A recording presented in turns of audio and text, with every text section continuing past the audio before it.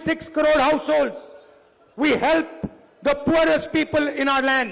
ನಾವು ಈ ರಾಜ್ಯದ 1,60,00,000 ಜನಕ್ಕೆ ಉಚಿತವಾಗಿ ವಿದ್ಯುತ್ ಕೊಟ್ಟಾಗ ಈ ರಾಜ್ಯದ ಜನಕ್ಕೆ ನಾವು ಸಹಾಯ ಮಾಡಿದಂಗಾಗುತ್ತೆ. When we give 10 kgs of rice to 1.18 crore families, we build this nation. ನಾವು ಈ ರಾಜ್ಯದ 1,18,00,000 ಕುಟುಂಬಗಳಿಗೆ ಉಚಿತವಾಗಿ 10 ಕೆಜಿ ಅಕ್ಕಿ ಕೊಟ್ಟಾಗ ಈ ದೇಶನ ಕಟ್ಟಂತ ಕೆಲಸ ನಮ್ಮ ಪಕ್ಷ ಮಾಡುತ್ತೆ. How can people who are hungry build the nation? ಈ ದೇಶನ ಹೊಟ್ಟೆ ಹಸಿವಿರ್ತಕ್ಕಂಥ ಜನ ಈ ದೇಶನ ಕಟ್ಟಕ್ ಸಾಧ್ಯನಾ? When we give free bus tickets to our sisters and mothers in Karnataka, when we give 3,000 rupees a month to our unemployed graduates, we are doing fairness. We are creating fairness in India. ಇವತ್ತು ನಾವು ನಮ್ಮ ತಾಯಂದ್ರಿಗೆ ಅಕ್ಕ ತಂಗಿಯಂದ್ರಿಗೆ ಶಕ್ತಿ ಯೋಜನೆ ಅಡಿಯಲ್ಲಿ ಬಸ್ಗಳಲ್ಲಿ ಪ್ರಯಾಣ ಮಾಡಕ್ ಅವಕಾಶ ಮಾಡಿಕೊಟ್ಟಾಗ, ನಮ್ಮ ಯುವಕರಿಗೆ ಯುವ ನಿಧಿ ಅಡಿಯಲ್ಲಿ 3,000 ರೂಪಾಯಿ ಕೊಟ್ಟಾಗ ನಾವು ಸಮಾಜದಲ್ಲಿ ನ್ಯಾಯ ಕೊಡುವಂತ ಕೆಲಸನ ಇವತ್ತು ನಾವು ಮಾಡ್ತಾ ಇದೀವಿ. And that is why we are committed to 5 guarantees when we win the election in Delhi.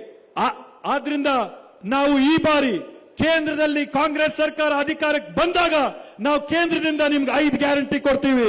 Because we cannot allow the type of unfairness that is taking place in India. ಯಾಕಂತಂದ್ರೆ ಇವತ್ತು ಈ ದೇಶದಲ್ಲಿರ್ತಕ್ಕಂಥ ತಾರತಮ್ಯ ಅನ್ಯಾಯಗಳನ್ನ ನಾವು ಈ ದೇಶದಲ್ಲಿ ಇರಕ್ಕೆ ಬಿಡಕ್ಕೆ ಸಾಧ್ಯವಿಲ್ಲ. This is an insult to every single Indian mother and father.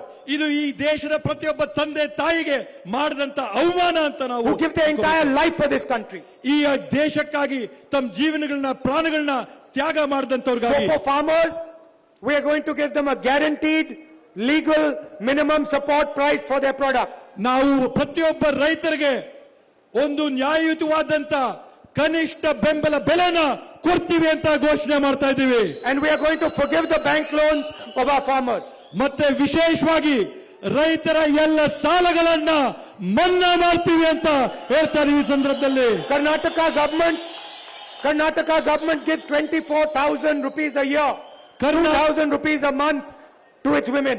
Karnataka ರಾಜ್ಯ ಸರ್ಕಾರ ರಾಜ್ಯದಲ್ಲಿರ್ತಕ್ಕಂಥ ತಾಯಂದರಿಗೆ ವರ್ಷಕ್ಕೆ 24,000 ರೂಪಾಯಿ, ತಿಂಗಳಿಗೆ 2,000 ರೂಪಾಯಿ ತಾಯಂದ್ರ ಕೊಡೋ ಕೆಲಸ ಮಾಡ್ತಾರೆ. Mr. Modi, please listen to this carefully.